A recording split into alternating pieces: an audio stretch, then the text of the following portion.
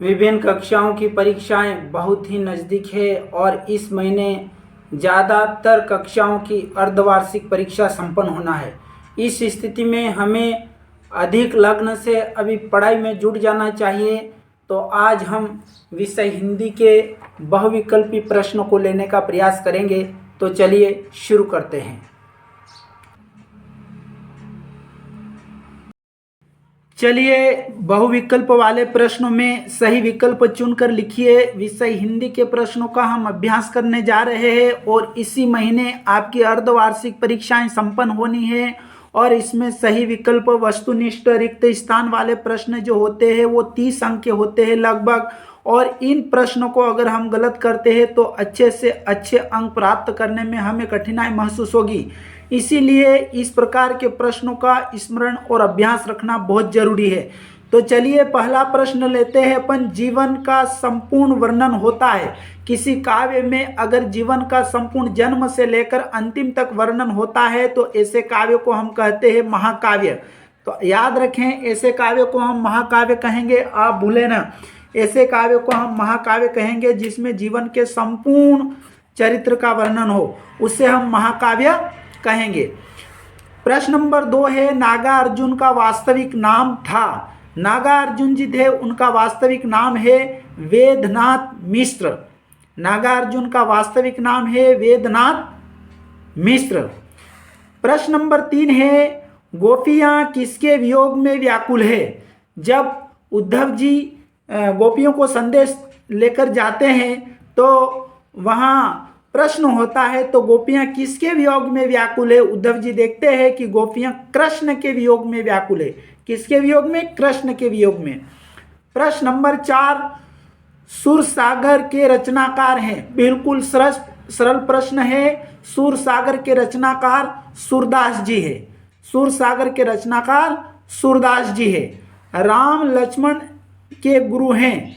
भगवान राम और लक्ष्मण जी के गुरु हैं विश्वामित्र जी। कौन है? विश्वामित्र जी। अब देखो, इनके कुल गुरु वशिष्ठ जी भी है, लेकिन यहाँ जो अपना पाठ्य पुस्तक में है उसके अनुसार विश्वामित्र जी हैं। ठीक है, नहीं तो इनके कुल गुरु श्री वशिष्ठ जी है, पर यहाँ राम लक्ष्मण जी के गुरु विश्वामित्र जी है। पंचवटी शब्द में समास है। ठीक है, तो पंचवटी शब्द में समास है दिगु। दिगु पहला जो शब्द संख्यावाचक होता है वो दिगु होता है, तो ये दिगु समास है पंचवटी में। नेताजी की मूर्ति पर चश्मा लगाता था। जो सुभाष चंद्र बोस जी की जो मूर्ति थी, प्रतिमा, उस नेताजी की मूर्ति पर चश्मा लगाता है कौन? कैप्टन। कैप्टन लगाते थे नेताजी की मूर्ति पर। बाल गोविंद भगत पद गाते थे। बाल गोविंद भगत किसके पद गाते थे? तो वो होगा हमारे कबीर के। बाल गोविंद भगत पद गाते थे तो वो कबीर के पद गाते थे। तो आपने इन विकल्प के प्रश्न को समझा। अब अपन अगला प्रश्न। सुनार गहने बनाता है, इसमें वाच्य है। जब सुनार कोई गहने बनाता है तो इसमें वाच्य आएगा कर्म वाच्य, क्योंकि इसमें गहने बनाना काम कार्य का बोध हो रहा है, तो कर्म वाच्य होगा। पूजा पाठ करने के बाद बाबूजी क्या लिखते थे? पूजा पाठ करने के बाद बाबूजी क्या लिखते थे? राम राम लिखते थे। क्या लिखते थे? राम राम। अब यह है प्रश्न नंबर 11 है, परवंचना का शाब्दिक अर्थ है। परवंचना का शाब्दिक अर्थ है धोखा देना। धोखा देना। एकांकी में अंक होते हैं। एकांकी में कितने? इससे स्पष्ट एकांकी, इससे स्पष्ट ये एकांकी में 1 अंक होता है। कितना? 1 अंक होता है। करुण रस का स्थायी भाव है। करुण रस का स्थायी भाव है, तो करुण रस का स्थायी भाव शोक है। शोक। ठीक है, करुण रस का स्थायी भाव शोक है। किसी शब्द में कार्य के होने का बोध होता है, उस शब्द को कहते हैं। जब कोई शब्द होता है और उस शब्द से हमें यह लगता है कि उसमें काम हो रहा है, काम होने का बोध होता है, तो उससे हम क्रिया कहते हैं। किसी शब्द में जब काम होने का बोध होता है तो उससे हम क्रिया कहते हैं। उत्साह कविता में बादल प्रतीक हैं। उत्साह जो कविता है, उत्साह कविता में बादल किसका प्रतीक है? बादल प्रतीक है, ऐसा प्रश्न आ सकता है। तो उत्साह कविता में बादल क्रांति का प्रतीक है। क्रांति का। हमें क्रांति करना चाहिए, क्रांति का प्रतीक है। आधुनिक काल का आरंभ माना जाता है। देखो, आधुनिक काल का आरंभ संवत 1900 से माना जाता है। ठीक है, आधुनिक काल जो अभी तक चल रहा है, जो काव्य जो लिखा गया है, काव्य का प्रारंभ है, उसमें 4 वर्गों में काल को बांटा गया है। उसमें आधुनिक काल आखिरी है और आधुनिक काल जो अब तक है चल रहा है वो संवत 1900 से है। चौराहे पर नेताजी की प्रतिमा लगाई। चौराहे पर नेताजी की प्रतिमा किसने लगाई थी? प्रश्न क्रमांक 17 है। चौराहे पर नेताजी की प्रतिमा किसने लगाई थी? प्रशासनिक अधिकारियों के द्वारा या प्रशासनिक अधिकारी ने लगाई थी। ठीक है, अब वाच्य कितने प्रकार के होते हैं? वाच्य जो होते हैं वो कितने प्रकार के होते हैं? तो वाच्य 3 प्रकार के होते हैं। कितने? तीन प्रकार के। ठीक है, दशानन में समास है। दशानन, दस है आनंद जिसके, जो किसी तीसरे अर्थ को प्रकट कर रहा है, तो वह है बहुब्रीहि समास। दशानन के में समास है बहुब्रीहि समास। रौद्र रस का स्थायी भाव होता है। रौद्र रस का स्थायी भाव क्रोध है, क्रोध होता। रौद्र रस का स्थायी भाव क्रोध है। रौद्र रस का स्थायी भाव क्रोध है। अब प्रश्न एक अपना आया है कि पहाड़ी युवतियां क्या पहचान कर चाय बागानों में चाय की पत्तियां तोड़ती है? पहाड़ी युवतियां क्या पहचान कर चाय बागानों में चाय की पत्तियां तोड़ती है? तो वह हम अपना आ जाएगा बोकू, बोकू हो जाएगा। पहाड़ी युवतियां क्या पहचान कर बागानों में चाय की पत्तियां तोड़ती है? तो बोकू।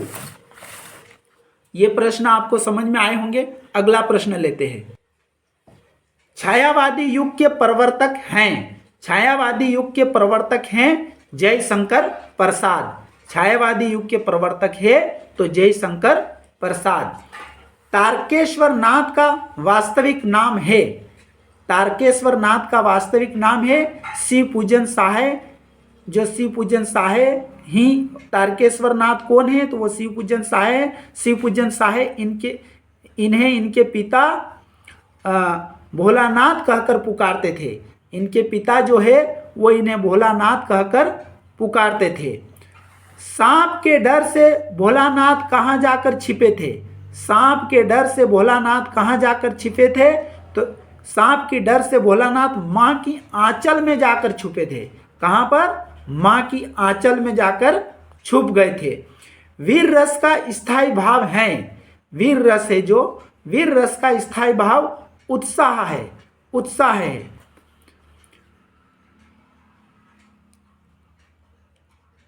बाल गोविंद भगत, बाल गोविंद भगत पाठ किस प्रकार की समस्याओं पर प्रहार करता है? बाल गोविंद भगत किस प्रकार की समस्याओं पर प्रहार करता है? तो वो है रूढ़ियों पर।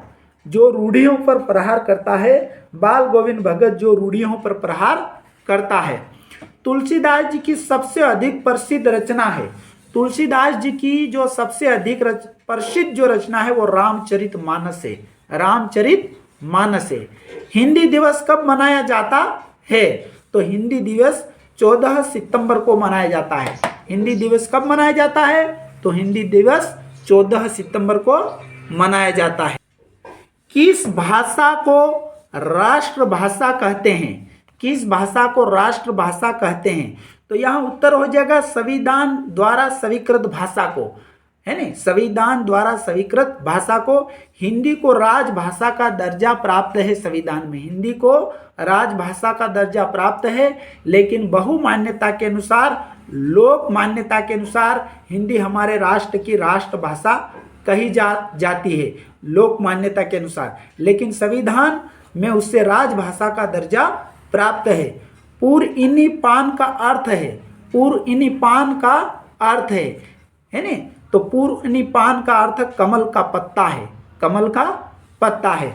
इस प्रकार आज हमने हिंदी विषय के बहुविकल्पीय या सही विकल्प चयन कीजिए, इन प्रश्नों का हमने अध्ययन किया है। अगली बार में हम दूसरे प्रश्न को लेकर उपस्थित होंगे। रिक्त स्थान वाले प्रश्न भी हम लेकर उपस्थित होंगे। रिक्त स्थान वाले प्रश्न भी हम लेकर उपस्थित होंगे। और अभी अधिक से अधिक प्रश्न बहुविकल्प और महत्वपूर्ण अभ्यास की श्रृंखला में हम इसी प्रकार के प्रश्नों का अभ्यास कराएंगे। और हमारे अविगत धारा YouTube चैनल को आप अवश्य सब्सक्राइब कर दीजिए और हमें यह उत्साह बढ़ेगा कि आप हमें और कार्य करने के लिए अग्रसित कर रहे हैं। बहुत बहुत धन्यवाद।